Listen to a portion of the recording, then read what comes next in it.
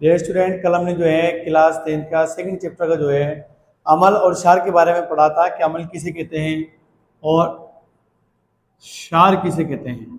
हमने देखा था कि अमल जो होते हैं वो H प्लस आयन देते हैं, क्षार जो होते हैं वो H माइनस आयन देते हैं। अमल नीले को लाल करते हैं और क्षार लाल को नीला करते हैं। तो ये सारी चीजें हमने पढ़ी थी। इसके बाद हमने देखा था कि जो है लिटमस क्या होता है, सूचक क्या होता है, प्रबल अमल प्रबल क्षार, दुर्बल अमल दुर्बल क्षार, ये सारी चीजें जो है कल हमने पढ़ी थी। आज का जो हमारा टॉपिक है वो है अमल और क्षार के रासायनिक गुणधर्म। तो फर्स्ट जो टॉपिक है हमारा वो है अमल के रासायनिक गुणधर्म।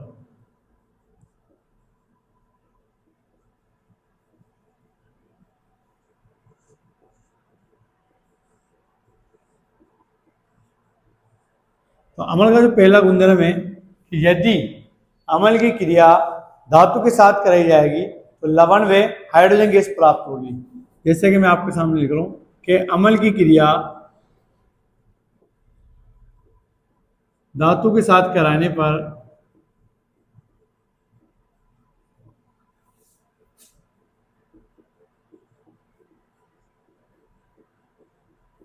लवण व हाइड्रोजन गैस प्राप्त होती है। जब भी अगर हम अमल की क्रिया धातु के साथ कराएंगे तो लवण प्लस हाइड्रोजन गैस जो है प्राप्त होगी। अब यहाँ पे हमें ध्यान रखना है, जैसे कोई अमल है, हमने ले लिया HCl और HCl का नाम हाइड्रोक्लोरिक अमल है और इसको प्रबल अमल भी करते हैं। और इसकी क्रिया जब सोडियम के साथ में कराई जाएगी तो ये बनाएगा सोडियम क्लोराइड, यानी सोडियम जो है वो क्लोरीन के साथ क्रिया करेगा, प्लस में जो गैस बचेगी वो हाइड्रोजन बचेगी। और हमें ये ध्यान रखना है कि हाइड्रोजन जो है कभी भी स्वतंत्र अवस्था में नहीं रहता, यानी आप हाइड्रोजन को इस तरीके से नहीं लिख सकते कि यहाँ पे कुछ हो। अगर हाइड्रोजन को लिखने के लिए आप इसके नीचे 2 लगाना पड़ेगा, क्योंकि हाइड्रोजन जो परमाणु है वह कभी भी स्वतंत्र अवस्था के अंदर जो है नहीं होगा। इसी तरीके से अगर हम बात करें कि अगर अमल का जो सेकंड रासायनिक गुणधर्म है वो है अमल की क्रिया धातु ऑक्साइड के साथ कराने पर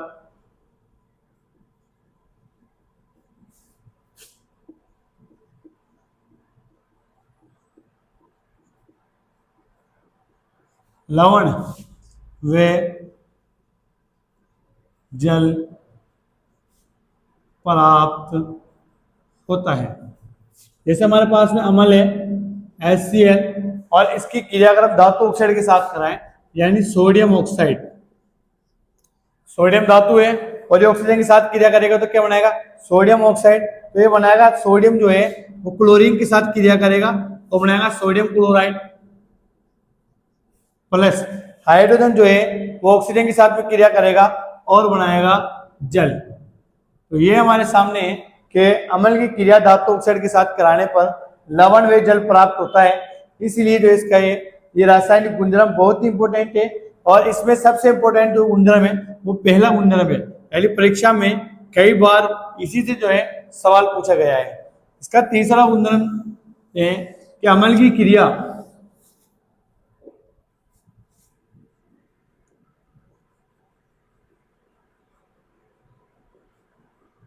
क्रिया सोडियम कार्बोनेट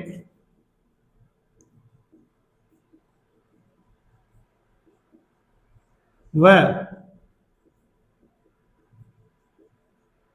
सोडियम बाइकार्बोनेट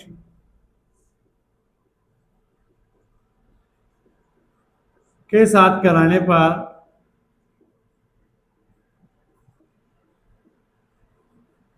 लवण जल व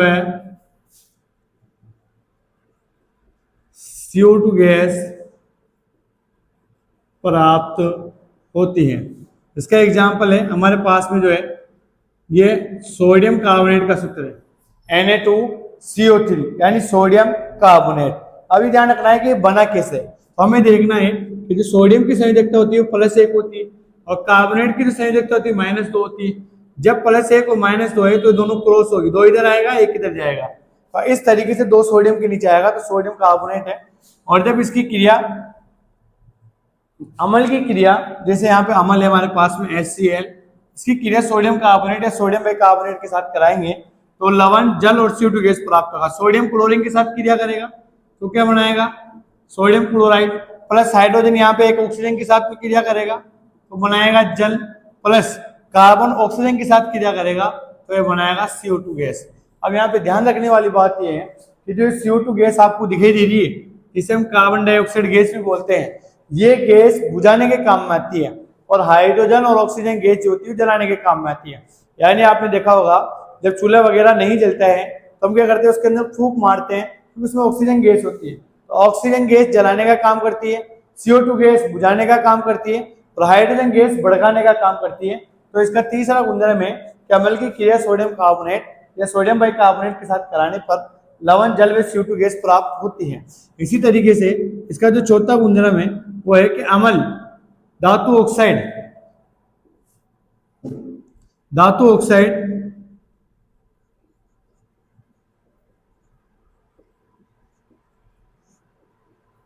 क्षारीय प्रकृति के होते हैं।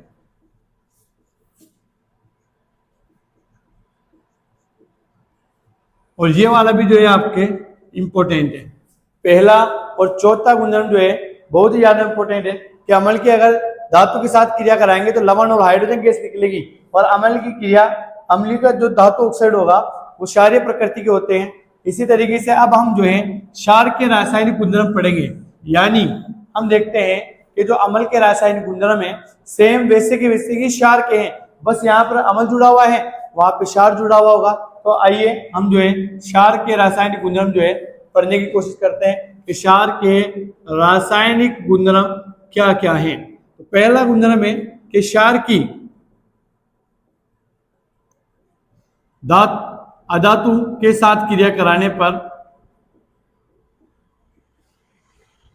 अधातु के साथ क्रिया कराने पर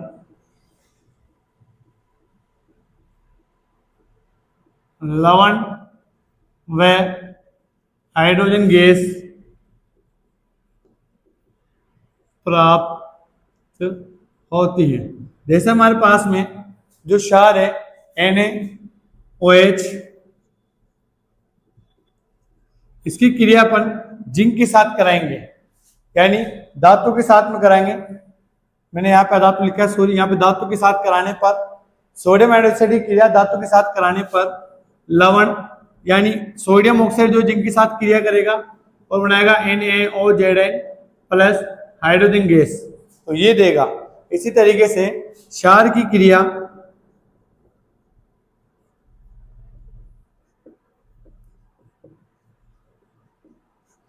अधातु ऑक्साइड के साथ कराने पर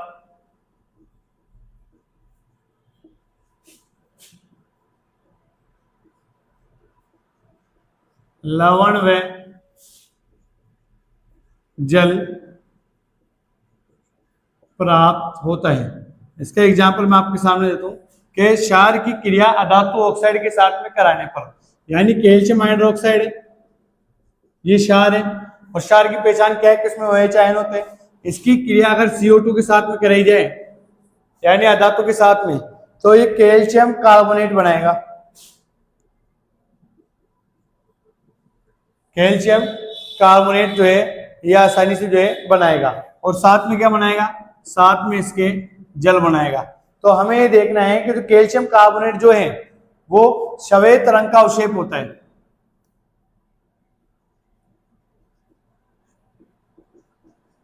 और जो कैल्शियम हाइड्रोक्साइड है इसे बुझा हुआ चूना भी कहते हैं। और सबसे ज्यादा परीक्षा में जो सवाल आता है 1 नंबर का, वह आता है कि कैल्शियम कार्बोनेट के अन्य नाम बताओ, यानी इसको क्या क्या नाम कहते हैं। तो हमें यहाँ ध्यान रखना है जो कैल्शियम कार्बोनेट है इसको संगमरमर, चूना, खड़िया, पत्थर, इस तरीके से कई नामों से जो है इसको पुकारा जाता है। अभी मैं आपको जो है इसका नाम भी लिखूंगा। तो इसका तीसरा जो गुणधर्म है वो है कि क्षार की जो है सोडियम कार्बोनेट या सोडियम बाइकार्बोनेट, जैसा कि हमने उसमें पढ़ा था अम्ल की सोडियम कार्बोनेट और सोडियम बाइकार्बोनेट, इसी तरीके से क्षार की सोडियम कार्बोनेट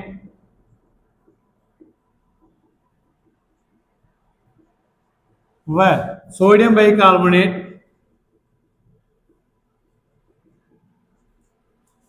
कार्बोनेट के साथ अभिक्रिया कराने पर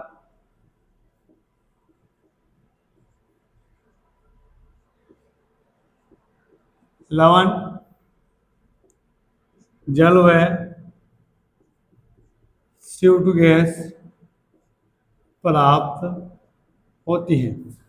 यानी क्षार की क्रिया, हमारे सामने जो क्षार है उसी क्रिया का सोडियम कार्बोनेट सोडियम बाइकार्बोनेट के साथ कराएंगे तो लवण, जल व CO2 गैस जो है प्राप्त होगी। इसी तरीके से जो है अधातु जो ऑक्साइड होते हैं, यानी जो अधातु ऑक्सीजन के साथ क्रिया करके अधातु ऑक्साइड बनाते हैं, तो अधातु ऑक्साइड अम्लीय प्रकृति के होते हैं।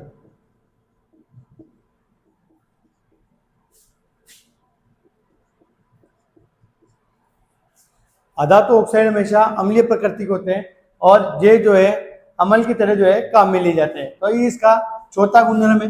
अब सबसे ज्यादा जो मैंने आपको बताया था कि अम्ल हो या क्षार हो, उसका पहला और जो चौथा है यानी फोर्थ वाला जो गुण है वो ज्यादा इंपॉर्टेंट है। अब यहाँ पे कंफ्यूजन भी क्रिएट होता है कि धातु ऑक्साइड कौन से प्रकृति के होते हैं, क्षारीय, और अधातु कौन से होते हैं, अम्लीय।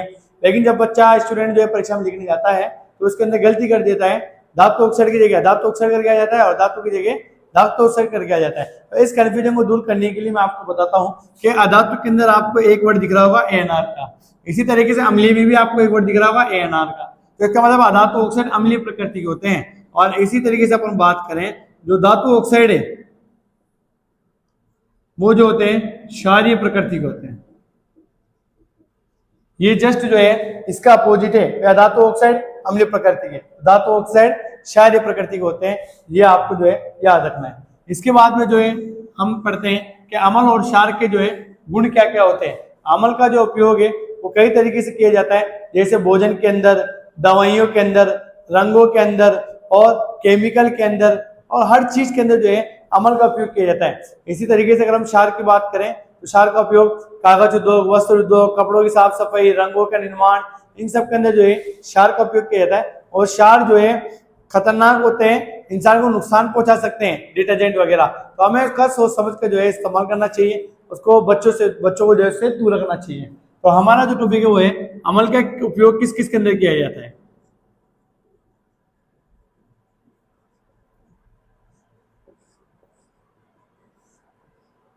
अमल का जो उपयोग है, अमल का उपयोग भोजन में, दवाइयां बनाने में,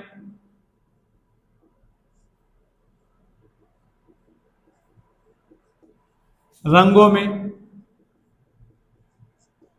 और खाने में, और इसके अलावा अगर हम बात करें तो उर्वरक के अंदर जो है इसका उपयोग किया जाता है।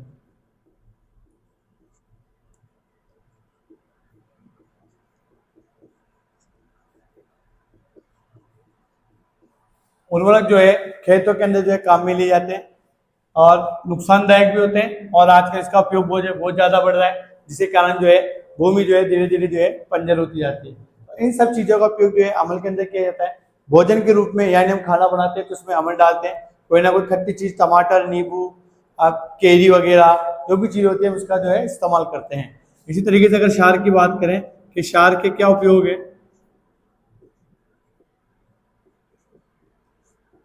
क्षार का जो उपयोग है वो कपड़ों में, जिसे हम बोलते हैं वस्त्र उद्योग, कागज उद्योग, कपड़ों की साफ सफाई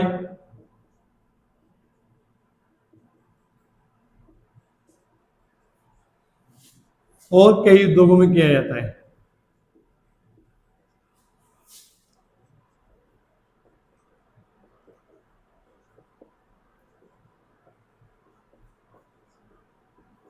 ये जो है क्षार की जो है उपयोग है कि क्षार का उपयोग कागज उद्योग, वस्त्र उद्योग और जो है कपड़ों की साफ सफाई आदि के अंदर जो है इसका उपयोग जो है किया जाता है। अब हमें समझना ही है कि एक क्वेश्चन ये है कि अम्ल की धातु के साथ अभिक्रिया होने पर कौन सी गैस निकलती है? हाइड्रोजन गैस निकलती है। तो अब हम जो है यहाँ पर एक एक्सपेरिमेंट देखेंगे कि किस तरीके से जो है सवाल पूछा गया है कि आप देखो हम जो है एक प्रणाली लेते हैं अम्ल की धातु के साथ। क्वेश्चन आता है कि अम्ल की धातु के साथ अभिक्रिया कराने पर कौन सी गैस निकलती है?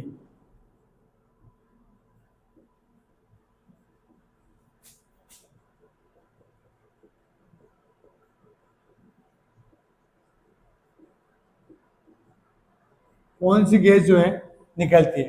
अम्ल की धातु के साथ अभिक्रिया कराने पर कौन सी गैस निकलती है? जैसा कि मैंने आपको बताया था कि अम्ल की धातु के साथ अभिक्रिया कराने पर हाइड्रोजन गैस निकलती है। इसके लिए एक एक्सपेरिमेंट करके बताना है और फिर इसके साथ ये भी पूछा जाता है कि जब इसको साबुन के विलयन में डाला जाता है इस गैस को, तो इससे क्या उठने लगते हैं और उसके पास मोमबत्ती ले जाने पर क्या होता है। तो हम ये सारी चीजें जो है समझने की कोशिश करेंगे कि जब अम्ल की क्रिया, मान लो ये हमारे पास में एक बीकर है और इस बीकर के अंदर जो है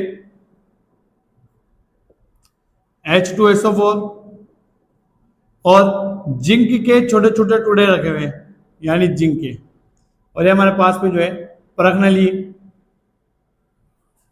अब इस परख नली के अंदर से जो है एक जो है पाइप मुआ जो है नली जो है लेके आएंगे और इसे जो है साबुन का जो विलयन है उसके अंदर जो है हम इसको छोड़ देंगे। इस साबुन का विलयन जो क्षारीय होता है। अब हम देखें कि जिंक जो है, अगर हम बात करें जिंक की और इसकी क्रिया करें H2SO4 यानी सल्फ्यूरिक अम्ल भी बोलते हैं इसको। सल्फ्यूरिक अम्ल के साथ कराते हैं तो जिंक सल्फेट के साथ क्रिया करता है और बनाता है ZnSO4 प्लस। यहाँ पे क्या बचेगा आपके? हाइड्रोजन गैस बचेगी। तो जब जिंक H2SO4 के साथ क्रिया करेगा तो ZnSO4 बनाएगा और हाइड्रोजन गैस बचेगी। इस हाइड्रोजन गैस को, हाइड्रोजन गैस निकलेगी उसको जैसे ही अपन साबुन की विलयन में डालते हैं, यानी यहाँ पे हम जो है हाइड्रोजन गैस को प्रोवाइड करते हैं H2 गैस को, तो H2 गैस को जैसे ही हम इसके अंदर प्रोवाइड करेंगे साबुन के विलयन में, तो इसमें धीरे धीरे धीरे धीरे जो है आपको बुलबुले उठने लग जाएंगे।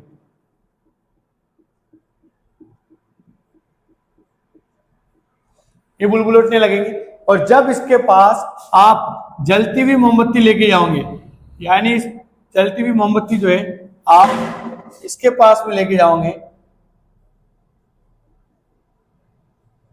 तो जैसे ही आप इसके पास जलती हुई मोमबत्ती लेके जाओगे तो यहाँ पे जो है आपको एक ध्वनि सुनाई देगी जिसे बोलते हैं पॉप साउंड, यानी फट फट की आपको आवाज सुनाई देगी। तो क्वेश्चन आता है कि धातु के अम्ल के साथ अभिक्रिया कराने पर कौन सी गैस निकलती है और जब इसको साबुन के विलयन में डाला जाता है तो क्या होता है। अब इसका आंसर देना है कि जब अम्ल की धातु के साथ क्रिया करी जाती है तो हाइड्रोजन गैस निकलती है और हाइड्रोजन गैस को जैसे ही साबुन के विलयन में डालेंगे, ये साबुन का विलयन अपने पास है, तो इसमें से बुलबुले उठने लगेंगे। साबुन के विलयन में से बुलबुले उठने लगेंगे और जैसे ही इसके पास जलती हुई मोमबत्ती लेके जाएंगे तो उसमें से पॉप साउंड यानी फट की आवाज जो है हमें सुनाई देगी। तो हम जो है इसका आंसर लिखने की कोशिश करते हैं। ये जो प्रैक्टिकल था मैंने आपको समझाया, हम इसका आंसर लिखते हैं। अम्ल की धातु के साथ क्रिया कराने पर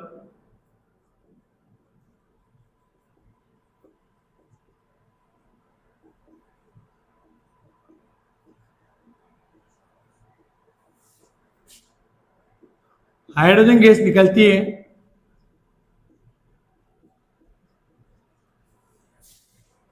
जब इस गैस को साबुन के विलयन में प्रवाहित किया जाता है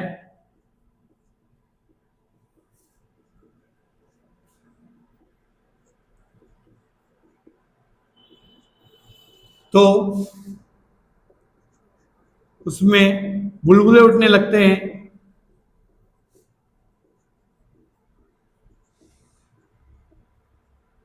इसके पास जलती मोमबत्ती ले जाने पर इसके पास जलती हुई मोमबत्ती ले जाने पर फट फट की, फट फट मतलब पॉप साउंड की ध्वनि सुनाई देती है। तो हमें यहाँ पे ध्यान रखना है कि धातु कण के साथ तभी क्रिया होने पर हाइड्रोजन गैस निकलेगी।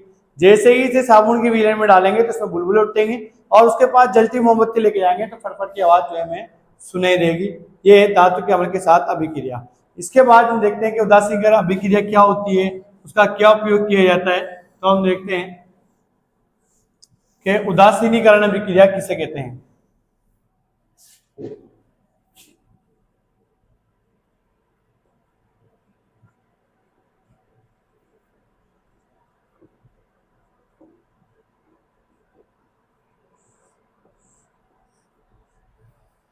जब अम्ल की क्रिया क्षार के साथ में कराई जाएगी तो अम्ल और क्षार आपस में क्रिया करके लवण और जल बनाएंगे। इसे ही उदासीनीकरण अभिक्रिया कहते हैं। जैसे मैंने आपको बताया था कि अगर कोई चीज ज्यादा अम्लीय है तो उसको आपको कम करना है तो आप उसमें क्षार मिला दो। अगर कोई ज्यादा क्षारीय है उसको क्षार को मात्रा को कम करना है तो उसमें आप अम्ल मिला दो।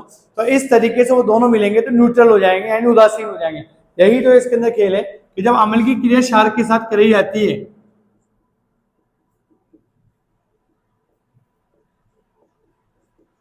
अम्ल की क्रिया क्षार के साथ कराने पर लवण व जल प्राप्त होता है, उदासीनीकरण अभिक्रिया कहलाती है।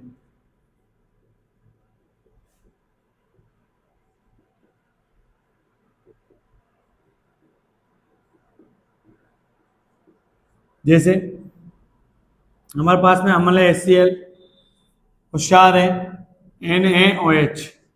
जब इन दोनों की क्रिया कराएंगे सोडियम तो क्लोरीन के साथ में क्रिया करेगा और बनाएगा NaCl और OH और HA आपस में क्रिया करेंगे और बनाएंगे जल। ये जो रिएक्शन आपको दिखाई दे रही है जिसमें अम्ल और क्षार, प्रबल अम्ल और प्रबल क्षार, ये प्रबल अम्ल है और ये क्या है, ये प्रबल क्षार है। दोनों की क्रिया जब कराई जाएगी तो लवण और जल प्राप्त होगा। लवण मतलब नमक, ये लवण है। तो इसे ही जो है हम उदासीनीकरण अभिक्रिया कहते हैं। यानी उदासीनीकरण अभिक्रिया में अम्ल और क्षार दोनों आपस में क्रिया करते हैं, लवण और जल बनाते हैं। अब एक क्वेश्चन ये आता है कि जब क्वेश्चन है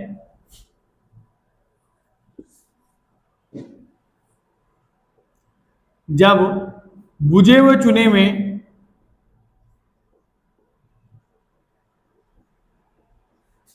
CO2 गैस प्रवाहित की जाती है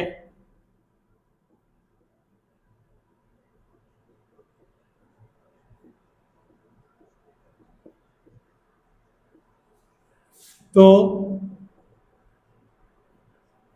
क्या होता है। सवाल ये कि बुझे हुए चूने में जब CO2 गैस प्रवाहित की जाती है तो क्या होता है। जैसे बुझे हुए चूने में आप CO2 गैस को प्रवाहित करोगे तो CO2 गैस के कारण उसका जो रंग है वो सफेद कलर का हो जाएगा, यानी सफेद हो जाएगा। और सफेद होने के बाद में आप देखेंगे तो बुझा हुआ चूना है वो CO2 गैस प्रवाहित करते सफेद रंग का हो जाएगा, यानी सफेद हो जाएगा। यदि CO2 गैस को ज्यादा मात्रा में प्रवाहित कर दिया जाएगा तो जो उसका जो सफेद रंग है, दूधियापन है, वो धीरे धीरे क्या हो जाएगा, समाप्त हो जाएगा। यहाँ पे बात है कि जब बुझा हुआ चूना में, जब बुझे हुए चूने, अब बुझे हुए चूने का सूत्र क्या होता है मैंने आपको बताया था, कैल्शियम हाइड्रोक्साइड।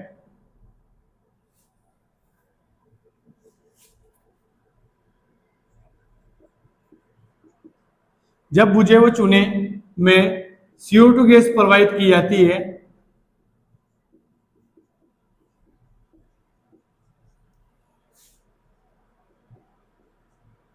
तो उसका रंग श्वेत ब्रैकेट में दूधिया हो जाता है, यानी बुझे चूल्हे के अंदर अगर आप इसकी क्रिया कार्बन डाइऑक्साइड के साथ में करोगे तो कैल्शियम कार्बोनेट बनाएगा, और कैल्शियम कार्बोनेट के कारण इसका जो रंग है वो श्वेत यानी दूधिया हो जाएगा। लेकिन यदि आपने इसके अंदर CO2 की मात्रा ज्यादा प्रवाहित कर दी तो उसका जो दूधिया रंग है वो धीरे धीरे क्या हो जाएगा, समाप्त हो जाएगा। यदि CO2 की मात्रा ज्यादा होने पर इसका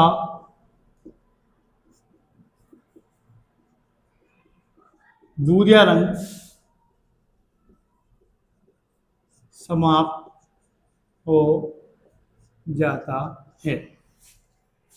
अरे हम देखते हैं कि किसी भी जो भी क्रिया है इसकी बुझे हुए चूने की अगर CO2 के साथ कराएंगे तो कैल्शियम कार्बोनेट प्राप्त होगा यानी श्वेत रंग का अवशेष प्राप्त होगा। लेकिन यदि इसमें CO2 की मात्रा ज्यादा होगी तो इसका दूधिया रंग क्या हो जाएगा, समाप्त हो जाएगा। तो हमें यहाँ पे देखना है कि जो आज हमने अम्ल और क्षार के रासायनिक गुणधर्म पढ़े कि किस तरीके से अम्ल धातु के साथ क्रिया करके लवण और हाइड्रोजन गैस देता है, उसी तरीके से क्षार भी धातु के साथ क्रिया करके लवण और हाइड्रोजन गैस देता है। तो अम्ल और क्षार के रासायनिक गुणधर्म सेम है, बस वहां पर अम्ल है और एक जगह क्या है, क्षार है। इस तरीके से हमने पढ़ा कि अम्ल का उपयोग कहाँ किया जाता है, क्षार का उपयोग कहाँ किया जाता है, और फिर हम देखा कि जब अम्ल की धातु से साथ क्रिया कराएंगे तो हाइड्रोजन गैस निकलेगी, और यदि उसको साबुन के बीले में डालते हैं तो उसमें से बुलबुले उठने लगते हैं, और उसके बाद जलती हुई मोमबत्ती ले जाने पर वो ये फटफट की आवाज जो है हमें सुनाई देती है। हमें यहाँ पे ध्यान रखना है कि CO2 गैस जो है बुझाने का काम करती है, हाइड्रोजन और ऑक्सीजन गैस जो है चलाने का काम करती है। इसी के साथ मुझे उम्मीद है कि आपको जो है ये पार्ट जो है समझ में आया होगा। मिलते हैं नेक्स्ट वीडियो में। आप जो है लाइक करें, शेयर करें और सब्सक्राइब करें।